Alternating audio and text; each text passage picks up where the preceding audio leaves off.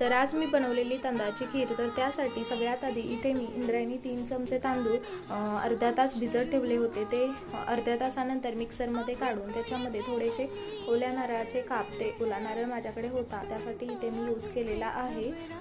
व्यवस्थित मिक्सरमध्ये त्याची फाईन अशी पेस्ट नाही केलेली, थोडीशीच दाटसर पेस्ट करून घेतलेली आहे. नंतर इकडे मी दूध तापत ठेवलेले, त्याच्यामध्ये 5 मिनिट दूध तापल्यानंतर त्याच्यामध्ये ही सर्व पेस्ट मी टाकून व्यवस्थित मिक्स करून जोपर्यंत खिरीला दाटसरपणा येत नाही तोपर्यंत व्यवस्थित मिक्स करून घेतलेला आहे. त्याच्यानंतर इथे खिरीमध्ये अर्धी वाटी मी साखर वापरलेली आहे.